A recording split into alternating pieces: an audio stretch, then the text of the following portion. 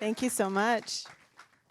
I'm so excited today to share with you how I met and found the love of my life. Now, some of you may still be looking for your one and only, and my intention after sharing this is you'll know exactly where and how to find it. Now, I was a young woman chasing big dreams to be in media, and I had just landed this dream job with a big radio station in Vancouver. And I had gone out to see this band, and I had fallen in love with the singer, of course.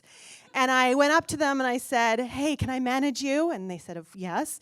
And I started hawking all their music to all the big record labels that I knew through the radio. And this turned out to be a very poor decision on my behalf. One, I got fired from my job, and two, obviously that singer wasn't that into me. So, great. Now I don't have a job and this dream that I had to fulfill, and I was feeling so alone and helpless, and I couldn't believe I had done this again. This wasn't the first time that I had jeopardized a job for love. I was always chasing it and always looking for it. So one day, feeling super down, my girlfriend said, "Hey, let me go take you to a movie, cheer you up." So we went to go see P.S. I Love You with Gerard Butler and Hilary Swank, if you remember that one. And oh my gosh, I fell in love with Gerard's Irish character. I was like, oh my God, this guy. I mean, he just so supports this Hillary, and he wants the best for her, and he wants her to go live out her heart's desire and her dreams. I need me someone like this. So that night I decided I'm going to pack my things and move to Ireland. I am going to meet my own Gerard. So, with $900 in my pocket and a 1-year working visa, I flew to Dublin in hopes that I would meet my replica. Well, I arrived, and not soon after, I realized that most Irish guys weren't like this. At the time, they really loved to wear tracksuits. They all had questionable oral health, and they all drank just a little too much for my liking. When I got to meet some Irish girlfriends, I told them my motive for coming, and they said, "Well, I have it right here." Hey, love, did you not realize that Gerard Butler was actually Scottish and not Irish? Oh, you silly girl. Let me tell you, Irish boys are so not like Gerard Butler. I had the wrong country. That's why people research things. All right, so with very little funds left and a broken heart, I was walking the streets thinking, what have I done? Why have I come here? What am I doing? And all of a sudden I saw this poster that said free meditation classes. So I thought, well, it's a sign and it's free, so what do I have to lose? I went in and met this beautiful group, and basically what they wanted to teach me was how to sit with myself, how to have my own inner reflection and exploration. They encouraged me to become vegetarian, be celibate, and sober, which were all things I wasn't used to. In a course of a few weeks, I started to feel something. I started to feel this inner glow or light within me. I felt like I was okay just being who I was, and I didn't need anyone or anything to complete me in some capacity. And it took a while to get there. I mean, it was months of journaling and really exploring and diving deep into my inner soul. I remember taking lots of day trips just with myself, which I had never done before. I would sometimes just hop the bus, and who knows where it was taking me, but I would just enjoy being in the presence of it. Or I would sit in a garden for hours and just be with the flowers and the nature. I also loved being in Europe because it was really cheap to go anywhere. So I took my dates to places like Prague and Bruges and Paris. I had to go to Edinburgh just in case, but he wasn't there either. Anyway, 9 months had passed, and I returned home to Canada.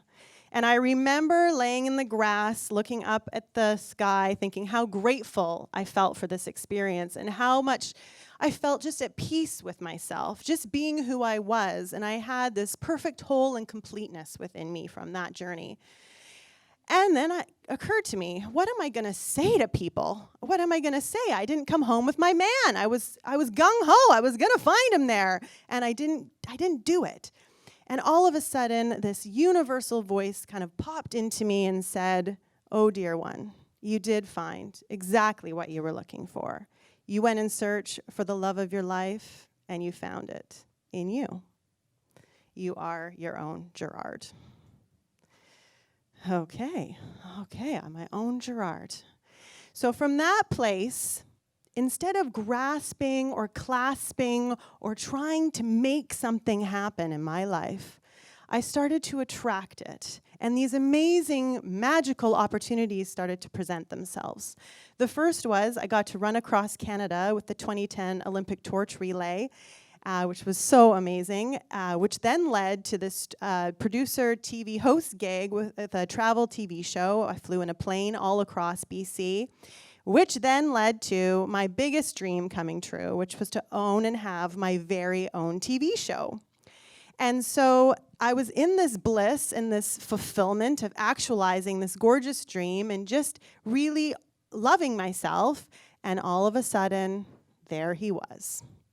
This funny, creative, handsome, supportive, beautiful, Scottish-Irish mix, no less, man. And honestly, I wouldn't have seen him without me seeing myself first. And it was really magical. You'll ask how we met. I had the show, and he had volunteered to play one of the roles, and I wasn't there for the filming. And I was looking back on the TV, and I was like, who is this guy? And is he single? He was. I gotta meet him. So I took him out for a drink, and it was so divinely timed. We were in this tiny little hallway, and I was going to the bathroom to check myself out first, and he was coming out of his, and we were like, ah! And we had nothing to do but hug. And then I was like, oh my God, I'm gonna love this guy forever.